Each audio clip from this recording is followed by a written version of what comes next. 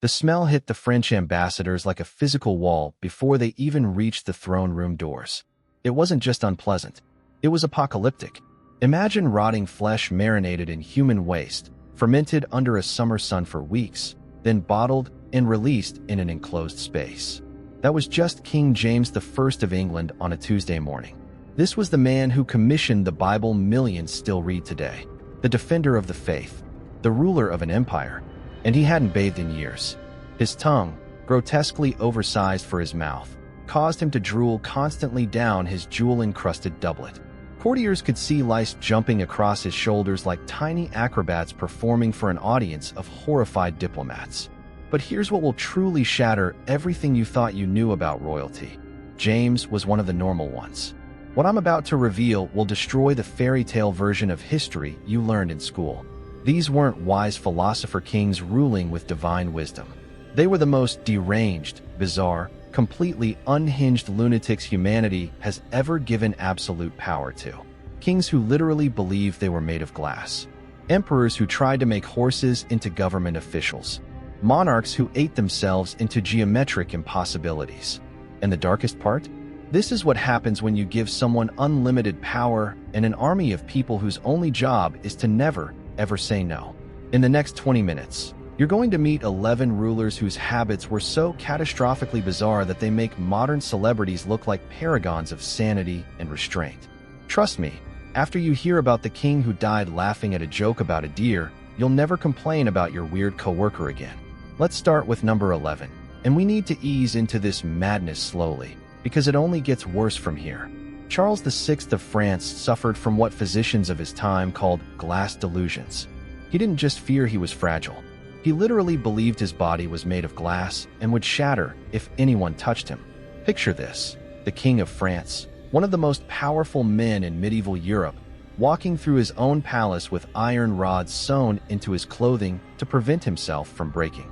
He refused to let anyone touch him. He wouldn't sit down too quickly. Sometimes he'd forget he was even king, and his servants would have to gently remind him of his own identity. "Your Majesty, you have a council meeting." "I do." "What?" "Because you're the king, sire." "Oh, right. That." But here's what makes this even more disturbing. This wasn't unusual for the time. Glass delusions swept through medieval nobility like a psychological plague. There was even a medical term for it: scholar's melancholy. Apparently, if you thought too hard in the Middle Ages, your brain just decided you were made of glass. Which honestly explains a lot about medieval decision-making. But at least Charles VI's delusion was just tragic. Number 10 on our list had habits that were straight-up humiliating for everyone involved. Peter III of Russia was a grown man, the emperor of all Russia, who still played with dolls. Not collecting them as historical artifacts. Actually playing with them. Making little voices. Creating elaborate storylines. The whole 9 yards. And this wasn't done in private. He forced his wife, the future Catherine the Great, and his entire court to play with him until 2 or 3 in the morning. Imagine being one of the most powerful women in Russia, destined to become one of history's greatest rulers, and your husband is making you voice a toy soldier at 2 a.m. Come on, Catherine, make the cavalry charge sound. Nay. No wonder she allegedly had him assassinated. Officially, Peter died of hemorrhoidal colic, which is a fancy 18th century way of saying his butt hurt so bad it killed him. But come on, your husband makes you play with dolls every night, and then he conveniently dies of extreme but pain? That's not a coincidence. That's a motive. Peter also had a bizarre obsession with Prussia. He dressed in Prussian military uniforms, spoke German instead of Russian, and once freed a rat from execution because it reminded him of a Prussian soldier. Yes, you heard that correctly. The rat had eaten through his toy soldiers, so Peter court-martialed it. Full military trial for a rodent, complete with prosecutors, defenders, and deliberation. But then he decided the rat showed proper Prussian discipline in its gnawing technique and pardoned it. This is your brain on absolute power, folks. Quick favor. If you're enjoying these absolutely unhinged historical facts that definitely weren't in your textbook, smash that like button.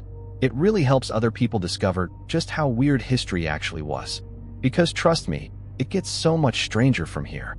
Number 9 brings us to Farouk of Egypt. And this guy took the concept of sticky fingers to a whole new level. King Farouk was a kleptomaniac, but not just any kleptomaniac. A pickpocketing kleptomaniac king. This man had unlimited wealth. He owned multiple palaces. He had a collection of over 1,000 expensive suits. And what did he do for fun? He picked pockets. Winston Churchill once left a meeting with Farouk and realized his watch was missing. The king of Egypt had stolen it during their diplomatic conversation. During state dinners, guests would leave missing wallets, jewelry, even military medals. Farouk had actually trained himself in the art of pickpocketing. He called it the hand of the thief and was apparently quite skilled at it. Imagine being so bored with unlimited power that you take up crime as a hobby. But the pickpocketing was just the tip of the iceberg. Farouk was obsessed with all things red. He owned hundreds of red cars and gave orders that no one else in Egypt could own a red car.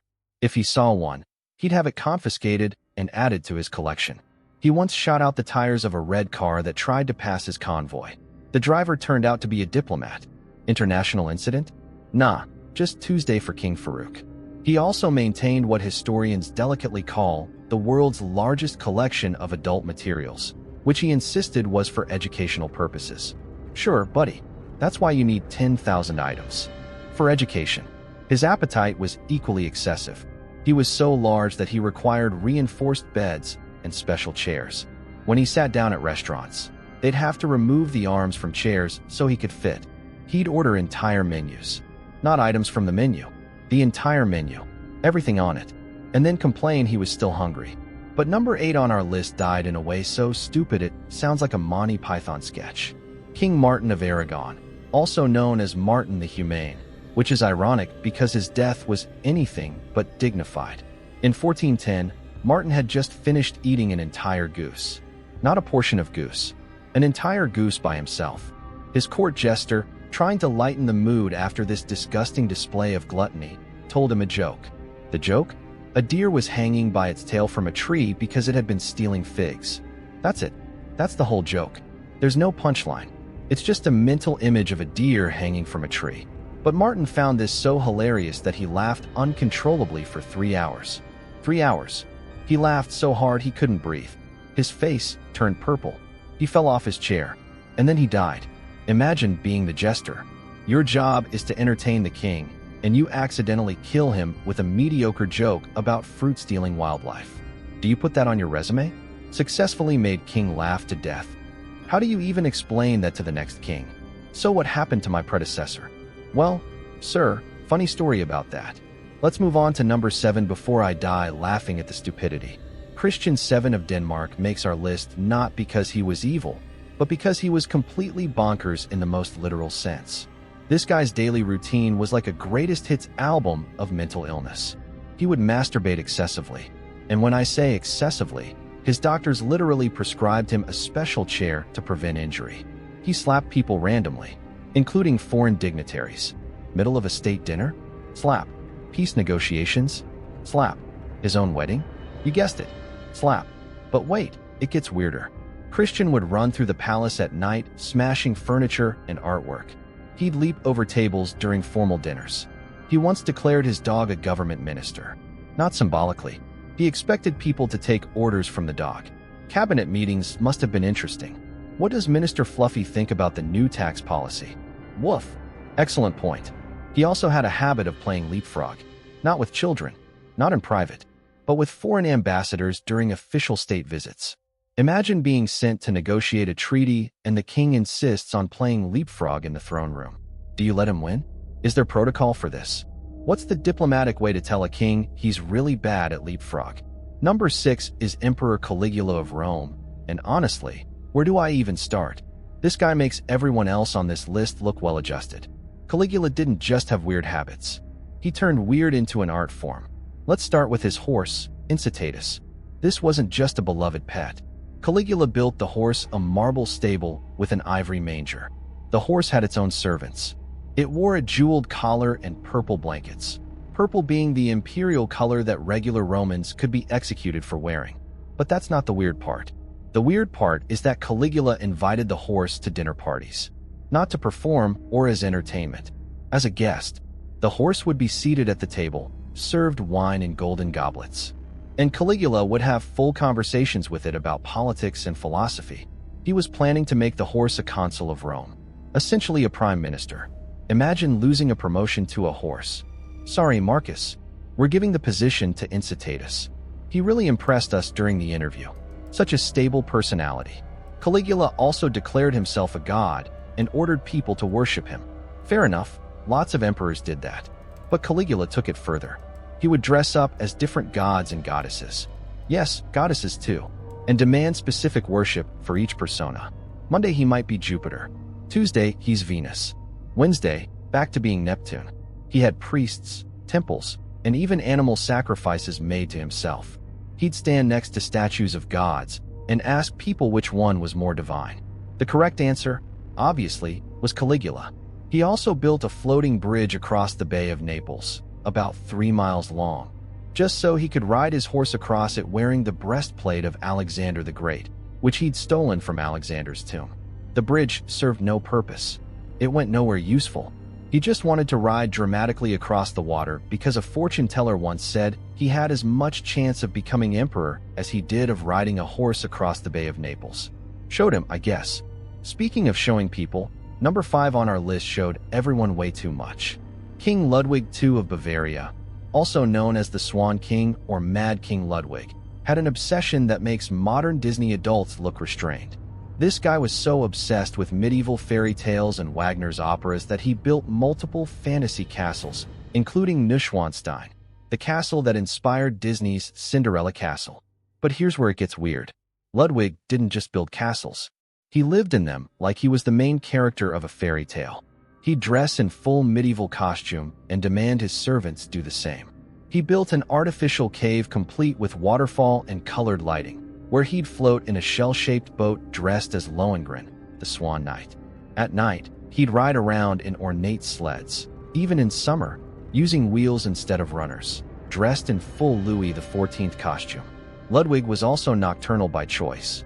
He'd sleep all day and live at night, having morning rides at midnight and dinner at dawn. His servants had to maintain this schedule, creating an entire nighttime court. He once had a servant's teeth pulled out because the man's false teeth clicked when he talked, disturbing the king's fairy tale atmosphere. But the weirdest habit? He had imaginary dinner parties. Full formal dinners with places set for Louis XIV, Marie Antoinette, and other long-dead royals. He'd have full conversations with the empty chairs, toasting their health and asking their opinions on modern politics. The servants had to serve the ghosts, refill their glasses, and clear their untouched plates. Imagine being a servant trying to keep a straight face while your boss talks to an empty chair about the Franco-Prussian War. All right, we're halfway through and I need you to prepare yourself, because the weird is about to hit hyperdrive. If you think talking to imaginary dinner guests is strange, wait until you hear about number 4. Before we continue, let me ask you something. What do you think drove these rulers to such madness? Was it the power? The isolation? Or were they always broken, just waiting for a throne to reveal it? Drop your theory in the comments. And if you're as fascinated by these dark historical truths as I am, hit that subscribe button because I've got more insane stories coming that will shatter everything you thought you knew about history. Ibrahim of the Ottoman Empire, also known as Ibrahim the Mad. This guy's habits weren't just weird. They were catastrophically, empire-destroyingly weird. Ibrahim had spent 22 years locked in the cafes, basically a luxury prison for Ottoman princes, convinced he'd be executed any minute. When he finally became sultan, he went absolutely mental with power. His first weird habit? An obsession with fur. Not wearing fur, covering everything in fur. The walls, the floors, the ceilings. He'd wrap himself in sable furs even in the middle of summer in Istanbul. His beard was perfumed with amber, and his clothes were so heavy with fur and jewels that he could barely walk. But that's practically normal compared to his main obsession, large women. And when I say large, Ibrahim took it to an extreme that defies physics. He sent out a decree demanding the fattest woman in the empire be found and brought to him. His agents found an Armenian woman named Sugar Cube who weighed around 330 pounds. Ibrahim was so delighted that he made her governor-general of Damascus and gave her a massive pension. Then it got darker. Ibrahim became paranoid that his 280 concubines were cheating on him. His solution? He had them all tied in weighted sacks and drowned in the Bosphorus. All 280 women. In one night. The screams could be heard across the strait. One survived by managing to untie her sack and swim to shore, where French sailors rescued her. She lived to tell the tale, which is the only reason we know the horrific details. Number 3 is Emperor Qin Shi Huang of China, and this paranoid control freak makes modern dictators look chill. This is the guy who built the Terracotta Army, united China, and created the foundation for the Great Wall. Impressive resume. Also completely insane. Qin Shi Huang was terrified of death, so terrified that he became obsessed with finding the elixir of immortality. He sent out expeditions to find the mythical islands of the immortals. When that didn't work, he turned to alchemy. His court alchemist convinced him that mercury was the key to eternal life. Yes, mercury. The stuff we now know causes madness and death. But Qin Shi Huang didn't just take a little mercury. He chugged mercury pills like they were vitamins. He bathed in mercury. He had rivers of mercury built into his tomb. He was basically marinating himself in one of the most toxic substances known to man, all while wondering why he felt sick all the time. Plot twist: the immortality elixir was killing him. The paranoia got worse as the mercury poisoning progressed. He built a network of tunnels connecting all 270 of his palaces so he could move between them without going outside where assassins might get him. He never slept in the same place twice. Anyone who revealed his location was executed along with their entire family. He had identical carriages travel in different directions so no one would know which one he was in. He also burned books. Not some books. Almost all books that weren't about agriculture, medicine, or prophecy. History, philosophy, poetry, all burned. Scholars who protested? Buried alive. 460 of them, to be exact. He wanted history to begin with him, so he tried to erase everything that came before. The only reason we know about a lot of ancient Chinese history is because some brave scholars hid books in walls and graves. When he finally died at 49 from shock, horror, mercury poisoning, his officials were so scared of what would happen that they hid his death for 2 months. They carried his rotting corpse around in a carriage, surrounding it with carts of rotting fish to mask the smell. Even in death, the emperor's paranoia lived on. Number 2 on our list combines stupidity with gluttony in a way that would be hilarious if it wasn't so pathetic. Adolf Frederick, King of Sweden, died from eating himself to death in one sitting. But this wasn't just overeating. This was Olympic-level gluttony. On February 12, 1771, Adolf Frederick sat down for what would be his last meal. He started with lobster, then caviar, then sauerkraut, then smoked herring, then champagne. Lots of champagne. But he was just getting started. The main course included more fish, more meat, more vegetables. Any reasonable person would have stopped there. Adolf Frederick was not reasonable. For dessert, he had his favorite treat, semla, a Swedish cream bun. He didn't have one. He didn't have two. He had 14. 14 cream buns after an already massive meal. His servants watched in horror as he stuffed bun after bun into his face, cream dripping down his chin, his stomach visibly distending. Finally, he pushed back from the table, stood up, and immediately collapsed. Dead. His official cause of death was listed as digestion problems, which is like saying the Titanic had buoyancy issues. The Swedish people actually called him the king who ate himself to death. It's on his Wikipedia page. Imagine that being your legacy, not your policies, not your wars, not your achievements. Just ate 14 cream buns and died. But before we get to our number 1 absolute maddest lad of royal insanity, let me ask you something. Are you subscribed? Because I'm about to tell you about a king whose habits were so disgusting, so completely beyond the pale, that historians tried to cover them up for centuries. If you want more absolutely insane historical content that your teachers were too polite to mention, hit that subscribe button right now. And now, number 1. King Henry VIII of England. Yeah, I know. Obvious choice. But hear me out, because the stuff you learned in school doesn't even scratch the surface of how completely unhinged this man was. Let's start with the smell. Henry VIII had an open, festering wound on his leg that never healed. It was from a jousting accident in 1536 that got infected. The wound would close up, fill with pus, then burst open again. The smell was so bad that courtiers could tell which room he was in from 3 rooms away. They described it as rotting flesh mixed with excrement. His doctors would drain pints of pus from it daily. Pints.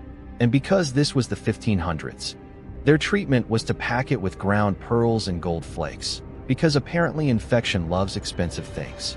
The wound was so painful that Henry designed special chairs with leg rests and refused to walk when he could be carried. But that's not even the grossest part. Henry was so fat by the end of his life, we're talking 400 pounds on a 6 feet 2 inches frame, that he required a special device to hoist him onto his horse. He couldn't climb stairs. He couldn't fit through normal doorways. Hampton Court Palace had to widen their doors and reinforce their floors because the king kept breaking things with his massive bulk. His eating habits were insane, even by royal standards. A typical breakfast for Henry included a whole chicken, a side of beef, bread soaked in wine, ale, and pastries. That was breakfast. For dinner, he'd have 13 different meat dishes. He'd eat until he vomited, then eat more. His wine consumption was measured in gallons per day. The bedroom situation was even worse. By his final years, Henry was so obese and his legs so infected that he couldn't perform his husbandly duties. He blamed his wives, of course. Anne of Cleves was famously divorced because Henry claimed he couldn't consummate the marriage due to her appearance. The real reason? He was too fat and infected to physically manage it. But here's the truly insane part that historians gloss over. The smell wasn't just from his leg. Henry had what modern doctors believe was type 2 diabetes, which caused his urine to smell sweet and attracted flies.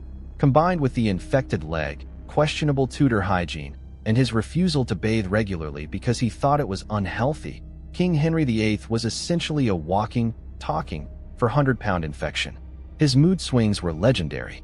The head injury from that same jousting accident likely gave him traumatic brain injury, turning an already temperamental king into a paranoid monster.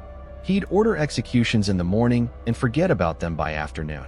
He had 2 of his wives beheaded. One died in childbirth. One he divorced. One survived him. And one he annulled the marriage to. His track record with wives was worse than most people's track record with houseplants. The irony?